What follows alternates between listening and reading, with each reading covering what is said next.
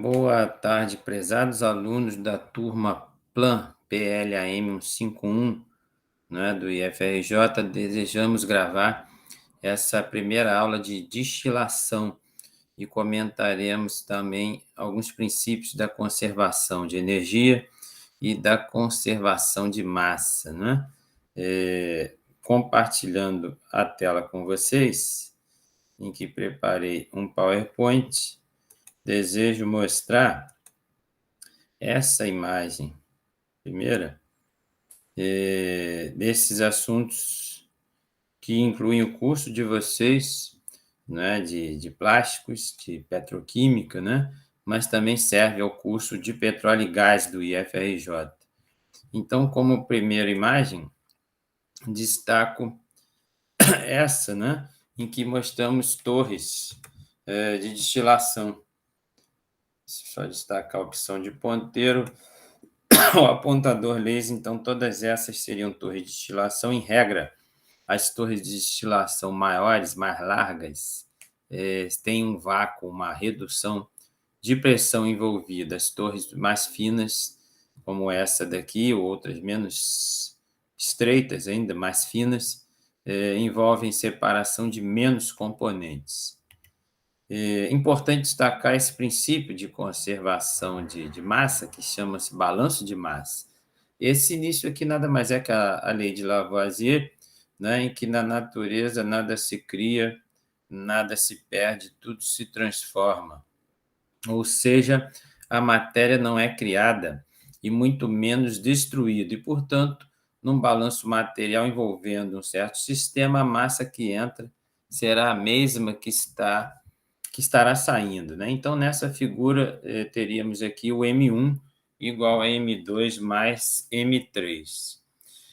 O processo de destilação, por expansão brusca, é uma operação em um único estágio no qual uma mistura líquida é parcialmente vaporizada. Seria o exemplo mais simples de uma destilação, e nesse caso mais simples, as fases de líquido e vapor resultantes desse processo de destilação são separadas e removidas da coluna. O importante é isso aqui: o vapor será muito mais rico na substância mais volátil do que na carga original ou no líquido residual. Então, a gente vai chamar de carga essa entrada, e vamos destacar à frente que a carga entra sempre no meio da coluna. Esse D de dado seria o vapor produzido, e embaixo aqui o líquido produzido.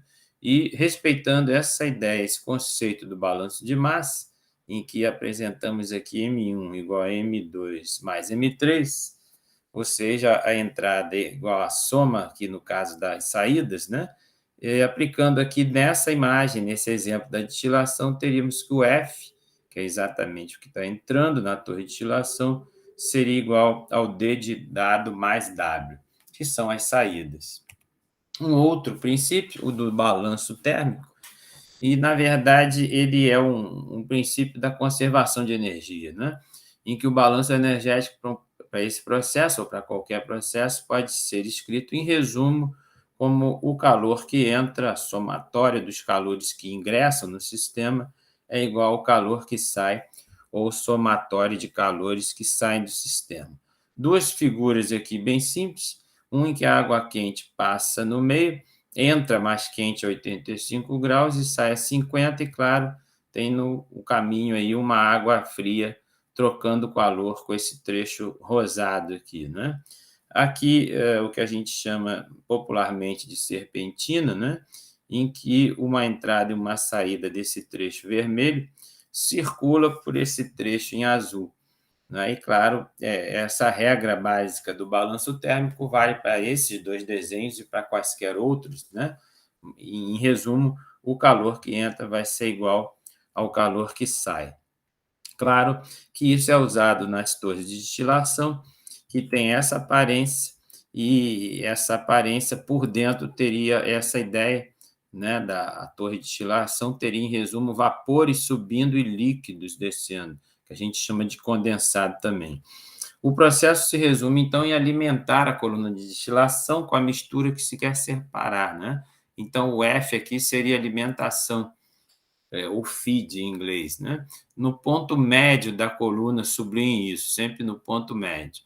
E fazer circular a ascendência do vapor, né? Então, vai ter sempre um vapor ascendente, que seria esse V aqui, em contracorrente com um líquido descendente da coluna, com remoção do destilado D no topo da torre e do líquido residual W no fundo da torre. Essa é uma regra geral da destilação. Aqui mostramos uma sequência em que na horizontal é como se tivéssemos várias destilações em sequência. E nesse trecho, o que se mostra nessa imagem, né?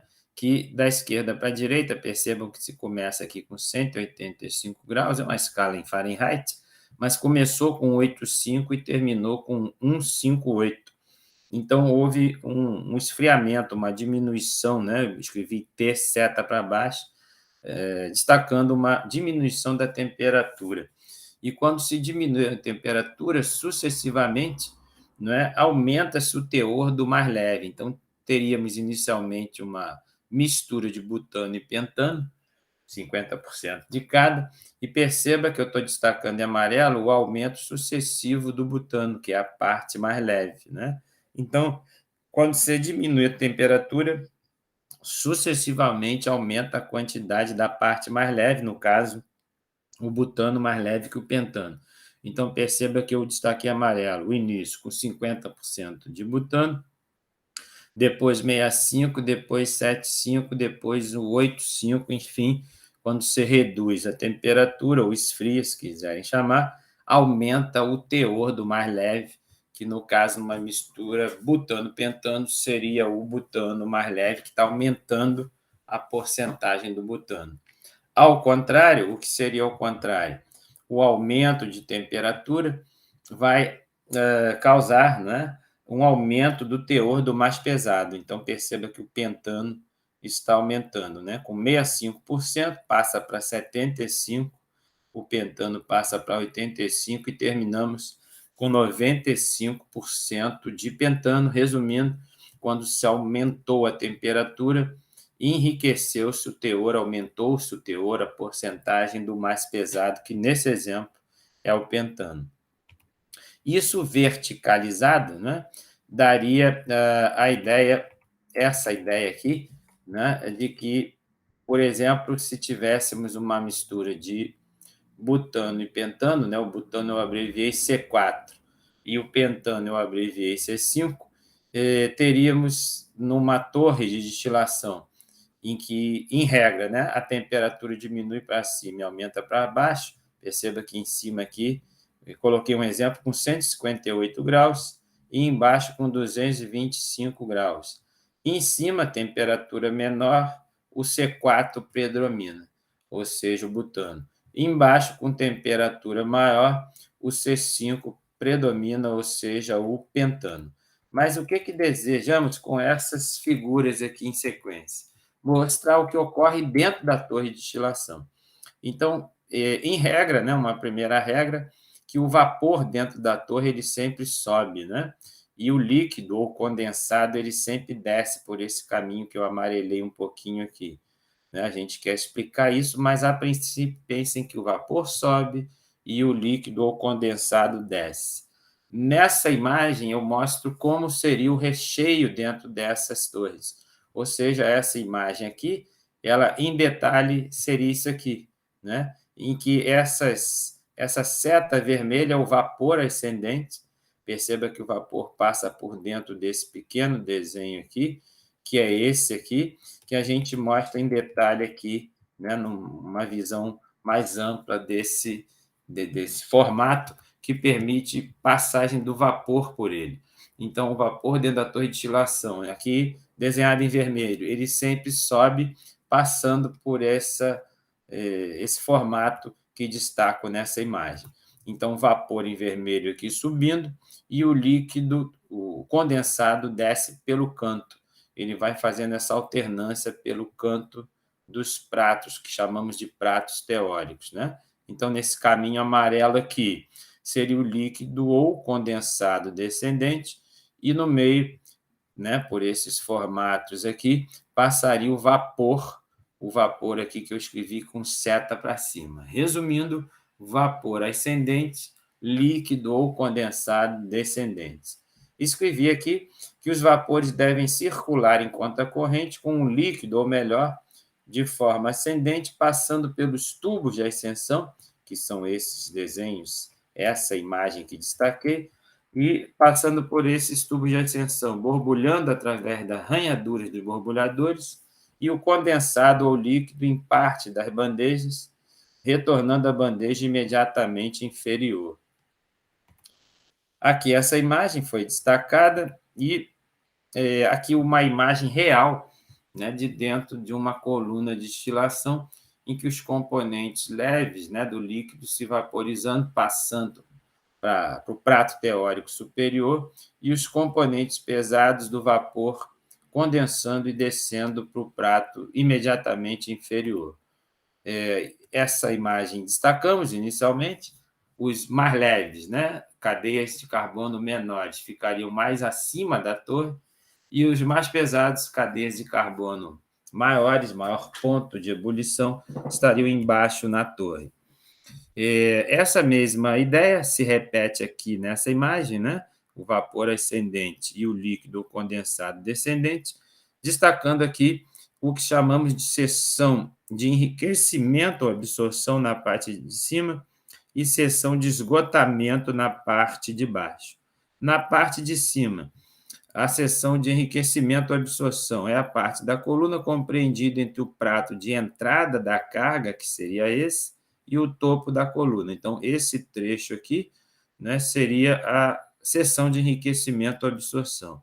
Nela são concentradas as frações ou substâncias mais leves ou mais voláteis, ou seja, em todos os pratos acima desse da alimentação, a porcentagem de compostos mais leves aqui é maior. Ao contrário, aqui teríamos maior porcentagem de compostos pesados, e essa seção embaixo seria chamada de esgotamento, parte da coluna compreendida entre o prato de entrada, que é esse, e o fundo da coluna. Nas próximas aulas, destacaremos a função desse condensador e acumulador na parte superior da coluna e a função desse reboiler aqui na parte inferior da coluna. Agradecemos ao curso de formação de operadores de refinaria da Petrobras, esse autor Walter Reutemann, tiramos parte dessa aula, dessa apostila, e também ao American Petroleum Institute, API. As dúvidas nesse meio eu disponibilizo para vocês, e os alunos do IF têm o meu WhatsApp. Espero ter esclarecido dúvidas aí sobre a destilação.